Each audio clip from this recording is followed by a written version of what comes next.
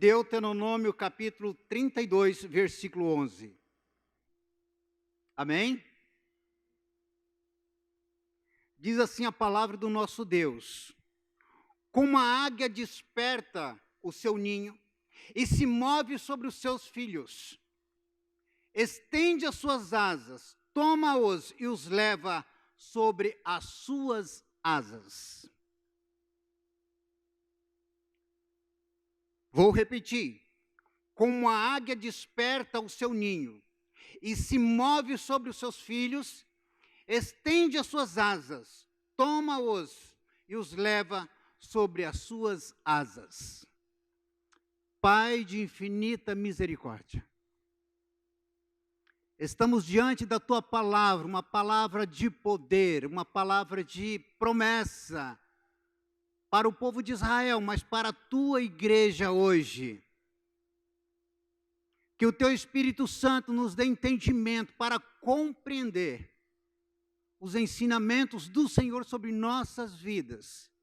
E que possamos estar convictos de que quando permanecermos aqui, o Senhor continuará cuidando de nós, zelando de nós e nos sustentando pelo teu poder. Em nome de Jesus é que oramos. Amém, Senhor. Queridos irmãos, eu gostaria de compartilhar com os irmãos sobre o cuidado de Deus com os seus filhos. Olhando deste ponto de vista, eu quero usar o exemplo bíblico usado pelo próprio Deus para trazer alguns ensinamentos ao povo de Israel durante a sua caminhada para a terra prometida. E um dos exemplos usado por Deus aqui é a águia. E nós temos várias espécies de águia no mundo, mas eu gostaria de falar sobre uma delas. Das maiores águias, nós temos aproximadamente 8 que se destaca no mundo. Eu gostaria de falar sobre o condor dos Andes. É uma das águias que realmente requer daqueles pesquisadores maior atenção pela maneira dela viver. Na verdade, o significado da águia é significado de nobreza, de poder, de valentia, mas também é uma águia que tem precisão e determinação naquilo que ela deseja fazer. Também nós podemos entender que este tipo de águia, ela não habita em qualquer lugar. Ela faz o seu ninho, a sua morada em lugares altíssimos, nas mais altas montanhas. E ali ela estabelece o seu ninho e cria seus filhotes no lugar aonde ela entende que dificilmente o predador terá acesso à sua casa. Segundo alguns pesquisadores, o ninho da águia chega aproximadamente de 1,5 metro a 3 metros de tamanho. Fiquei assustado com isso. Mas por que tão grande assim? Quanto tempo ela levaria para preparar um ninho desse tamanho? Não é pelo tamanho e o tempo, é porque ela não muda de ninho. Ela passa anos criando seus filhotes no mesmo ninho. Sempre que ela vai ter a sua próxima cria, ela prepara o ninho como se fosse novo novamente. E esse ninho começa a se expandir. Essas águias, ela mede aproximadamente 1,5 metro de comprimento. E na envergadura das suas asas, chega a aproximadamente 3 metros de tamanho. Realmente, é um pássaro que requer uma maior atenção pela maneira deste pássaro viver. Mas uma das coisas que me chamou a atenção durante essa pequena pesquisa que eu estava fazendo sobre esse pássaro, é que os pesquisadores descobriram que a águia tem uma precisão na sua visão. Ela consegue distinguir uma presa ou um problema numa distância aproximadamente de 3 quilômetros de distância. Então, realmente, ela tem uma precisão no seu olhar. E ela consegue detectar um problema numa distância de 3 quilômetros. Mas outra coisa que me chamou muito a atenção é que durante o seu período que ela está cuidando dos seus filhotes, a águia não abandona o seu ninho. Quando a fêmea está no ninho, o macho sai à caça para alimentar e trazer também para os filhotes. Mas quando ele chega que começa a sustentar e tratar dos filhotes, a fêmea sai e o macho permanece cuidando dos seus filhotes. Isso me faz entender a maneira como Deus cuida de nós. E eu gostaria de pensar com os irmãos sobre isso. Assim como a águia cuida dos seus filhotes, Deus também cuida dos seus filhos.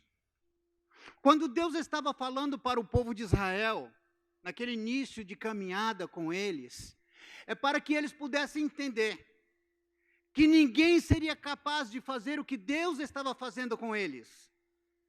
Tirar com suas fortes mãos de uma terra de escravidão para ir uma terra que manava leite e mel. E quando nós olhamos na história do povo de Israel, tudo que eles precisavam lá no Egito, Deus estava suprindo e muito mais durante a caminhada com Deus. Eles precisavam de alimentos no deserto? Sim. Eles plantaram no deserto? Não. O que Deus fez? Alimentou. Com pão preparado pelos anjos. Ah, mas lá nós comíamos carne à vontade. Ah, eles tinham gado para matar no deserto? Não. O que Deus fez? Mandou codornizes para que eles pudessem saciar a fome. Ah, mas lá nós tínhamos água em abundância. Mas no deserto é difícil água. Mas Deus providenciou? Sim. Sim. Quem não se lembra das águas de Mara, amarga? O primeiro lugar que eles chegaram não tinha água. O povo se rebelou contra Deus e contra Moisés. Deus falou, não toca nenhum ramo, Moisés, tira e joga neste lago, essas águas vão se tornar doce.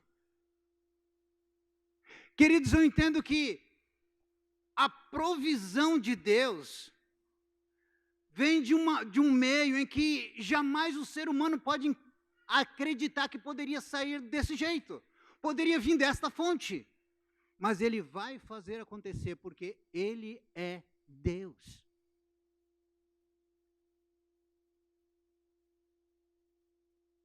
A palavra do nosso Deus diz para nós, lá no Salmo capítulo 34, versículo 15, os olhos do Senhor estão sobre os justos.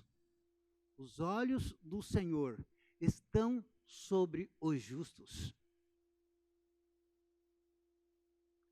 Se os olhos do Senhor estão sobre os justos, é porque Ele ama e deseja que ele seja próspero sobre a terra. É porque Ele ama e Ele vai zelar. É porque Ele ama e Ele vai sustentar com o seu poder.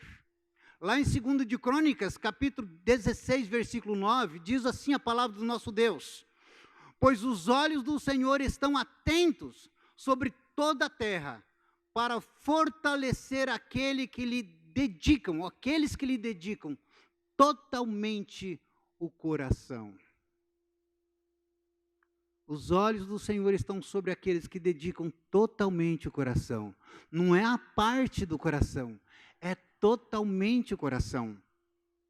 E é por isso que na palavra de Deus, no Evangelho de João, diz que Deus importa que os seus adoradores o adoram em espírito e em verdade.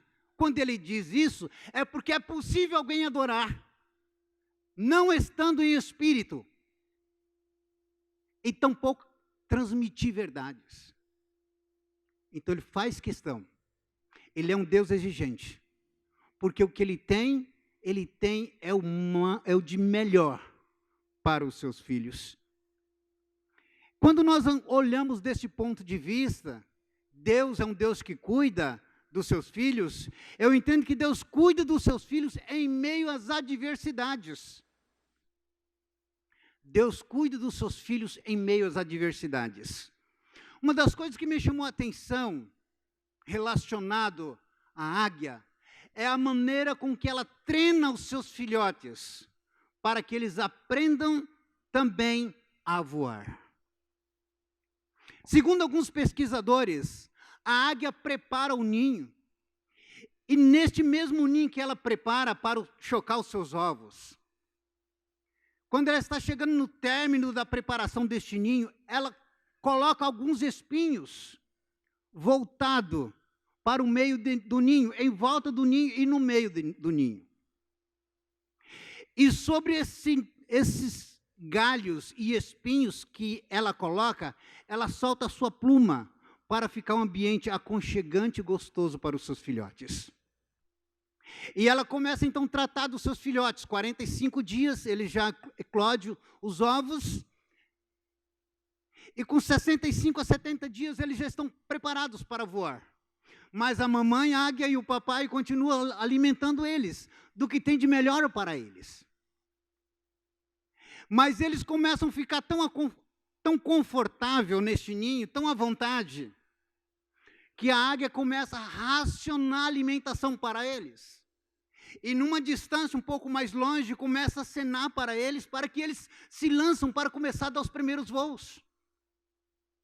E eles, o lugar aqui está muito gostoso, mamãe. Não vou sair daqui. Pode trazer o alimento. A mãe não.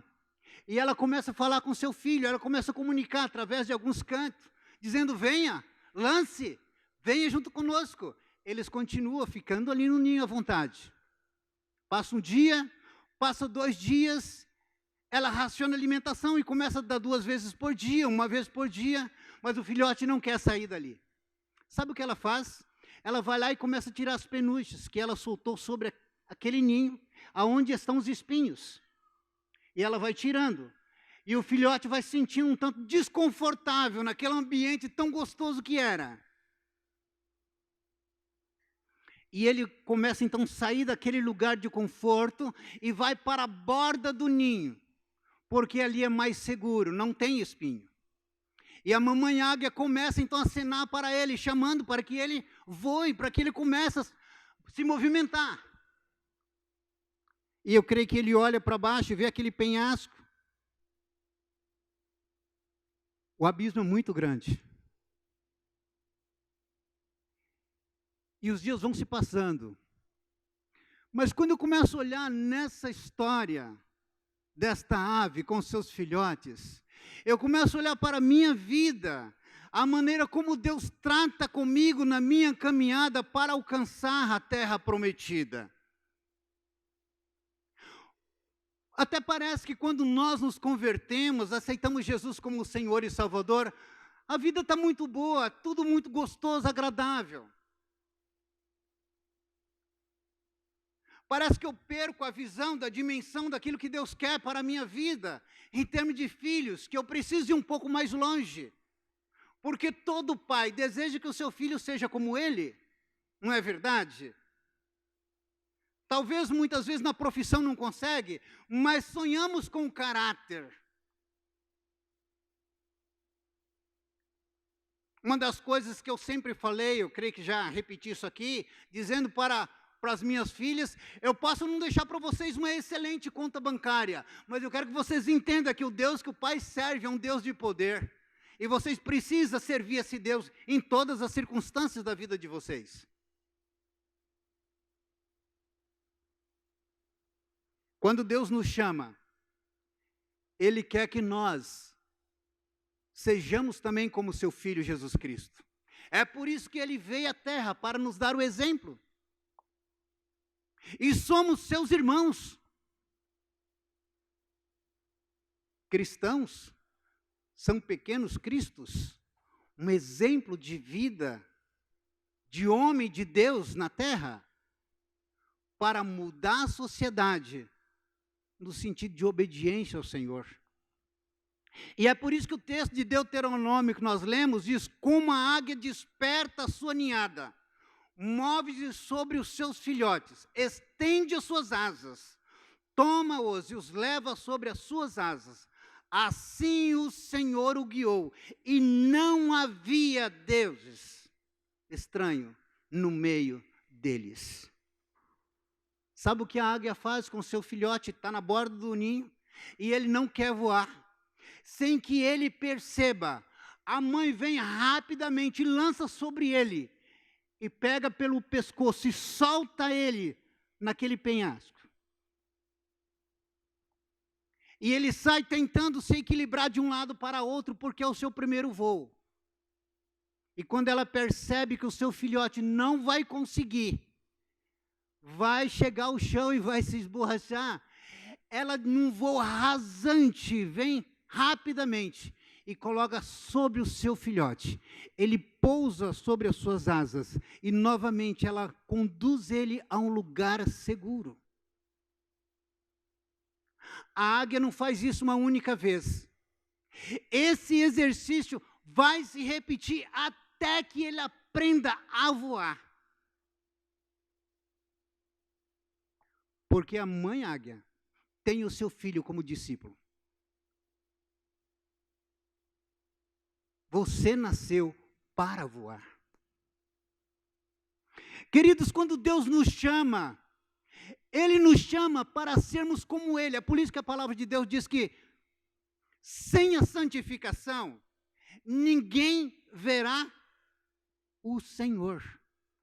Agora, a santificação, que é um processo, nós precisamos estar experimentando constantemente mudança de vida. Eu entendo que quando Deus permite que a adversidade venha sobre a minha vida, é para que eu aprenda a confiar mais nele, porque Ele quer que eu voe muito mais alto, porque Ele vai me sustentar. Ele é o Senhor sobre todas as coisas. Ainda a palavra de Deus no livro de Êxodo, capítulo 19, versículo 4. Vocês viram o que fiz ao Egito? E como transportei sobre asas de águia e o trouxe junto de mim? Novamente o Senhor usando. Vocês viram? Vocês lembram?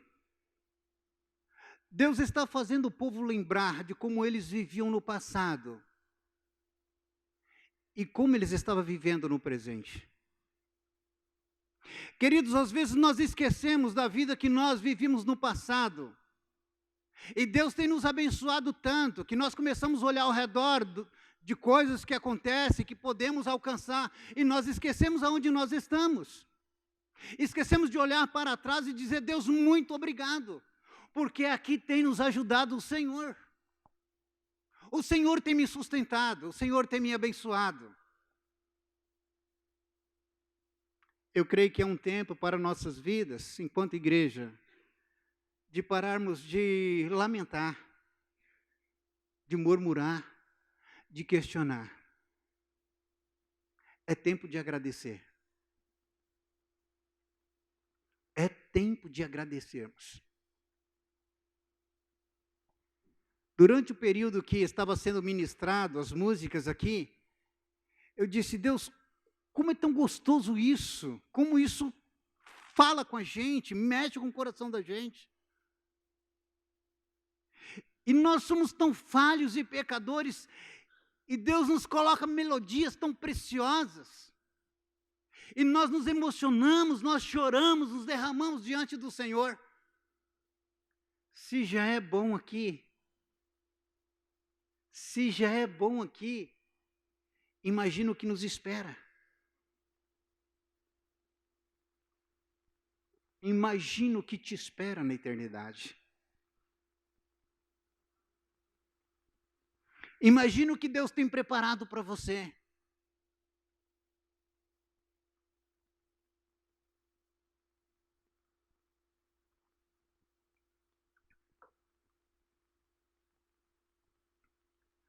Nós, como igreja do Senhor, precisamos ter esse entendimento de que nós estamos numa caminhada. E a palavra de Deus diz que no mundo tereis aflições. Meu querido, a tua glória não é aqui. Não se lamenta porque você não tem alcançado aquilo que você acha que você deveria alcançar. Não se lamenta, não é aqui. Não estou dizendo que nós não temos que lutar pelos nossos sonhos, não é isso. Mas Deus precisa estar no controle, no centro de todas as coisas. A nossa morada é um pouquinho mais além. E é por isso que o nosso coração precisa estar voltado totalmente para o Senhor. Outra coisa que me chama a atenção é que Deus cuida dos seus filhos, trazendo renovo. Deus cuida dos seus filhos, trazendo renovo. Você crê nisso? Meu amado, se não fosse o Senhor, misericórdia de nós. O inimigo constantemente lança setas contra nós. A palavra do Senhor diz que o anjo do Senhor acampa ao redor dos que o temem. Mas o diabo está ao derredor. Ele não tem acesso, porque temos a proteção do Senhor sobre nossas vidas.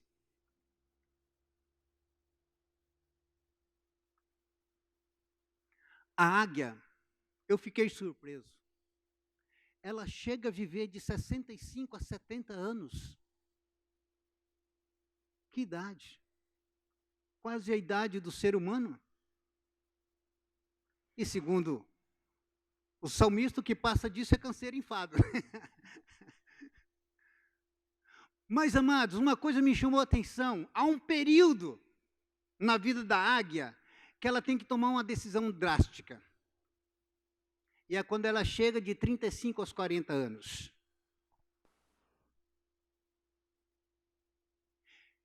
Ela percebe que as suas garras não têm mais a precisão que tinha até então. O seu bico não tem mais a força de rasgar a presa para os seus filhotes e para o seu alimento também. E as suas asas, com o tempo, se desgastaram. As penas das suas asas. E ela precisa tomar uma decisão. Ela procura uma fenda entre as rochas e se refugia.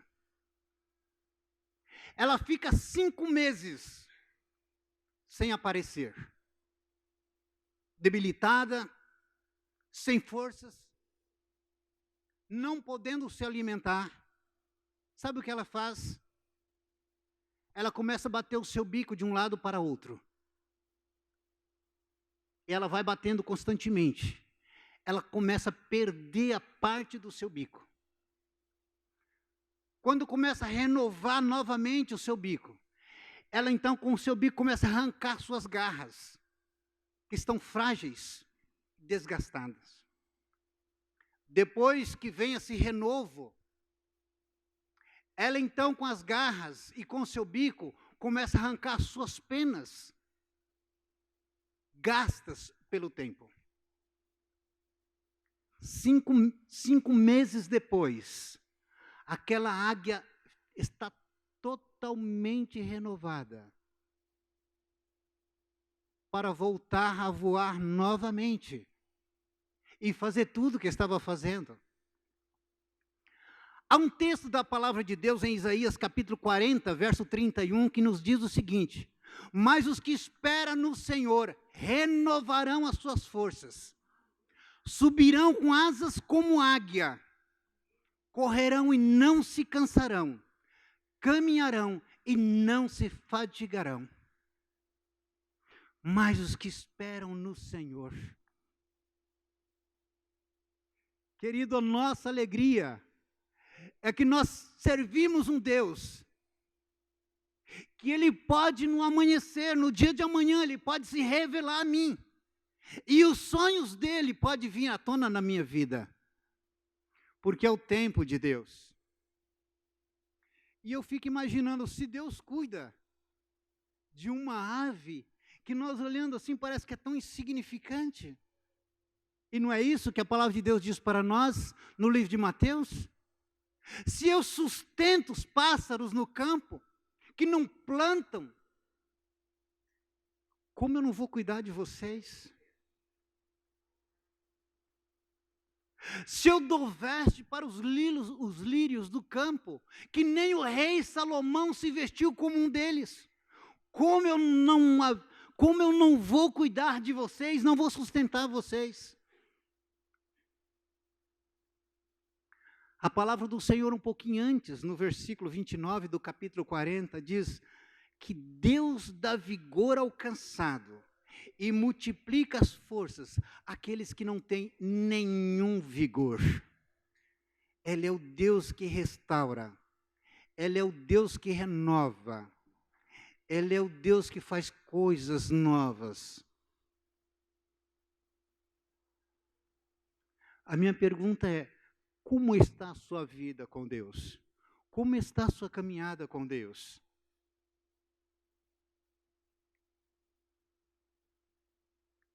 Como você tem servido esse Deus que te chamou, te tirou da escravidão do pecado, para ter você com um carimbo especial? Sabe? Quando você vai no mercado, que você olha um produto e ele tem um carimbo de validade, né? Ele pertence àquela empresa.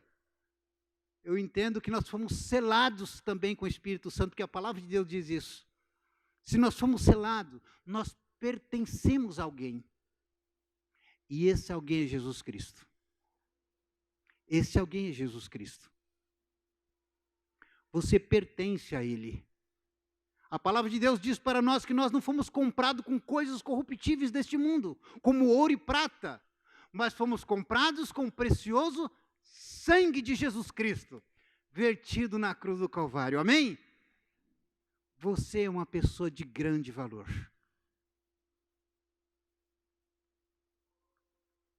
Você é um presente de Deus. Não desista na sua caminhada. Não para de lutar pelos seus sonhos, os seus objetivos. Busque tão somente ao Senhor. Adore a Ele. Serve a Ele com todas as suas forças. Porque a mão do Senhor vai permanecer sobre a sua vida.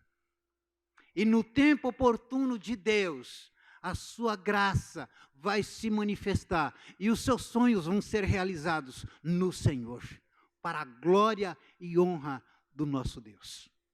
Amém, queridos? Que Deus te abençoe, que o Senhor nos abençoe em nome de Jesus Cristo. E que você possa encontrar nesse Deus refúgio para a sua vida.